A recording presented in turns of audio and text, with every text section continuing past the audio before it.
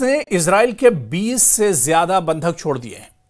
Israel ने फिलिस्तीन के करीब 2000 बंधक छोड़ दिए हैं, लेकिन हमास और इजराइल का एक दूसरे पर बहुत बड़ी धोखेबाजी का शक गहराता जा रहा है। हमास को इस बात का यकीन हो गया है कि उसे हथियार छीनकर डोनाल्ड ट्रंप बहुत बड़ी साजिश करना चाहते हैं। देखिए रिपोर्ट।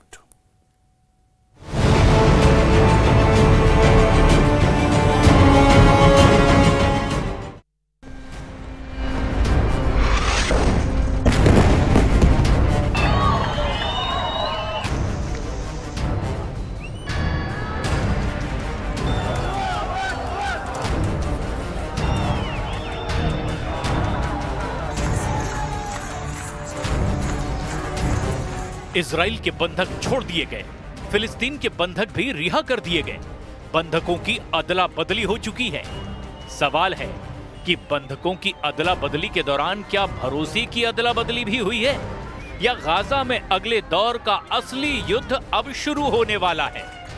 क्या हमास और इजराइल के बीच युद्ध विराम के बाद अब गाजा में फिर से तस्वीरें ऐसी कुछ देखने को मिलेंगी?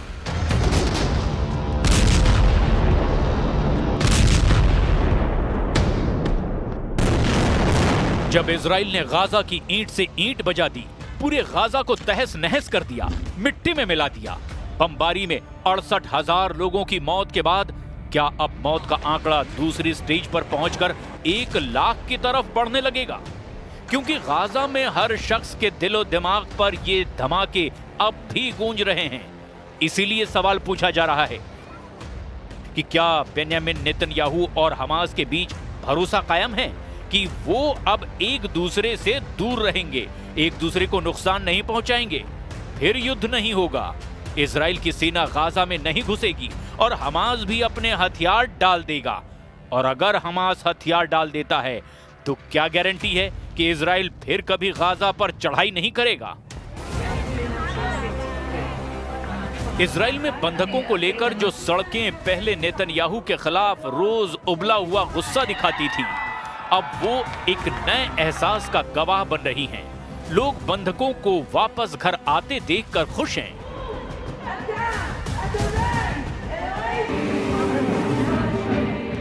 We fought for it for a long time. We waited for it for such a long time, and to think about it, we were in the same place 2 years ago with all the stress and all the confusion, and now we can breathe with like full lungs, you know. Wow, we were overwhelmed. We're so overwhelmed. She's a soldier. She's not going to be a soldier anymore.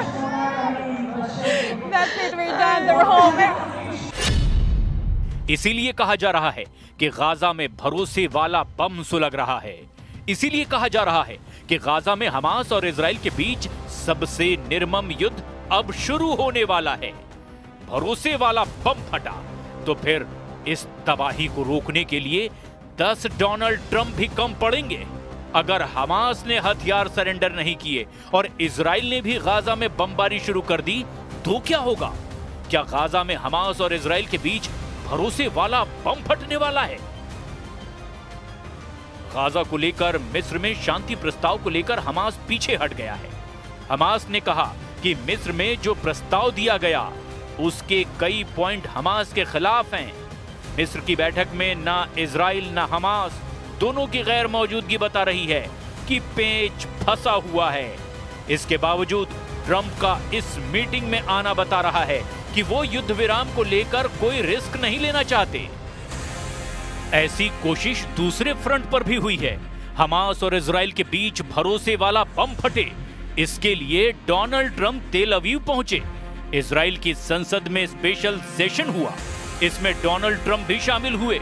उनके सामने Netanyahu ने भी बड़ी बड़ी बातें की। युद्ध खत्म करने के लिए डोनाल्ड ट्रंप की भूमिका के कसीदे पढ़े। लेकिन क्या नेतन्याहू डील के मुताबिक अपने वायदे पर कायम रहेंगे? ये सबसे बड़ा सवाल है। Mr. President, you are committed to this peace. I am committed to this peace. And together, Mr. President, we will achieve this peace. बंधकों की अदला बदली के बीच डोनाल्ड ट्रंप का इजराइल पहुंचना बहुत बड़ा मैसेज है। ट्रंप बताना चाहते हैं कि हमास और इजराइल के बीच अगर जंग रुकी है तो इसकी वजह कोई और नहीं बल्कि वो खुद डोनाल्ड ट्रंप हैं।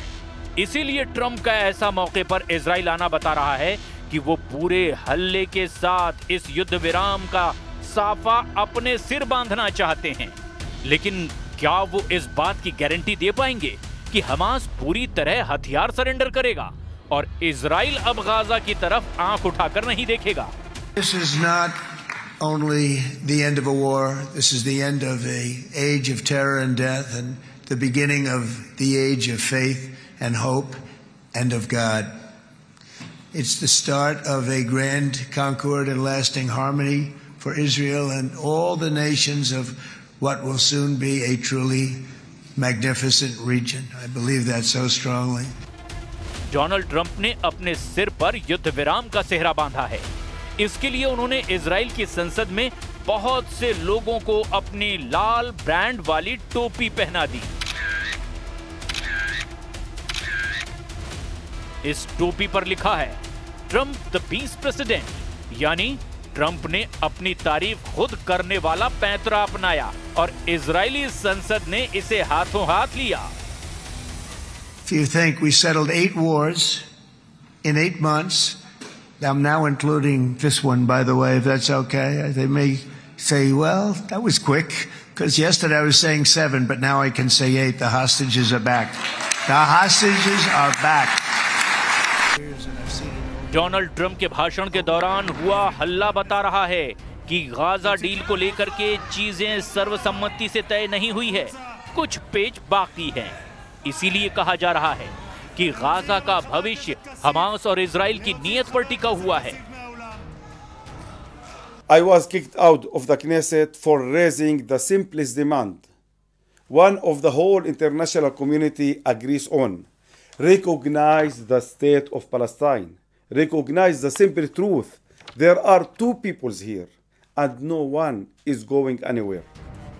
इजराइल और फिलिस्तीन के बंधकों की अदला बदली से पूरी दुनिया को बहुत उम्मीद बंधी हुई है, लेकिन गाजा का क्रूर सच ये भी है कि यहाँ 2 साल के दौरान दुनिया ने 68,000 लोगों की लाशें देखी है। ऐसे में इजराइल के वायदों पर यकीन करना बहुत मुश्किल है और हमास की जुबान पर भी इजराइल का भरोसा ऐसा है कि वो सुई की नोक पर टिका है। We, the United Kingdom, stand ready to play our full part. In particular, we stand ready in relation to monitoring the ceasefire and decommissioning Hamas capability and weaponry. And that's drawing on our experience in Northern Ireland and the IRA, which we dealt with in particular in relation to decommissioning. So, दावे और वायदे बहुत हो रहे हैं, लेकिन डर अब भी बरकरार है।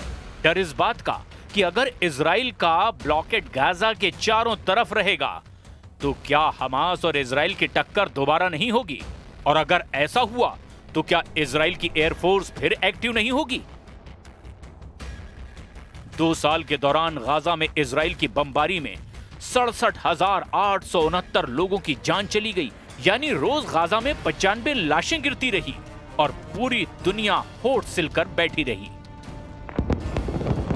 गाजा में 2 सालों के युद्ध के दौरान 1 लाख टन बम गिराए गए, कोई बिल्डिंग साबुत नहीं बची। सिर छुपाने के लिए तंबुओं के अलावा अब गाजा के पास कुछ भी नहीं बचा। इसमें कोई शक नहीं कि गाजा पर बमबारी को लेकर पूरी दुनिया की नाराजगी टीवी स्क्रीन पर छाई रही। यूरोप से लेकर अमेरिका तक पब्लिक सबसे ज्यादा सड़कों पर उतरी, लेकिन पश्चिम एशिया में अरब देशों का गुस्सा ठंडा ही रहा। लेकिन जब बात संयुक्त राष्ट्र के मंच पर उठी तो नेतन्याहू और इजराइल के कैंप में हड़कंप मच गया। इसकी एक बड़ी वजह फिलिस्तीन को लेकर न्यूयॉर्क डिक्लेरेशन भी है। 12 सितंबर को संयुक्त राष्ट्र में 2 स्टेट सॉल्यूशन के तहत फिलिस्तीन को राज्य का दर्जा देने के लिए वोटिंग हुई थी और उसमें 142 वोट फिलिस्तीन के समर्थन में पड़े, जबकि इजराइल के समर्थन में सिर्फ 10 देशों ने ही वोट किया। इन 10 देशों में प्रमुख तौर पर अमेरिका, अर्जेंटीना और हंगरी शामिल थे, जबकि फिलिस्तीन को रूस, चीन और भारत समेत यूरोप और बाकी दुनिया से समर्थन मिला। Президент Трамп, безусловно, выдвинул свой план, который мы не раз оценивали как лучшее, что сегодня есть на столе переговоров. Хотя, конечно, палестинская проблема этим не исчерпывается, но тем не менее, как можно скорее остановить кровопролитие, решить. फिलहाल हमास और इजराइल के बीच युद्ध रुक गया है, लेकिन फिलिस्तीन को लेकर दुनिया की जो डिमांड है, जो भारत, चीन, रूस समेत तमाम यूरोप के देशों का रुख है, वो इजराइल को तनाव देने के लिए काफी है, क्योंकि फिलिस्तीन और इजराइल का विवाद अब भी सुलझना बाकी है।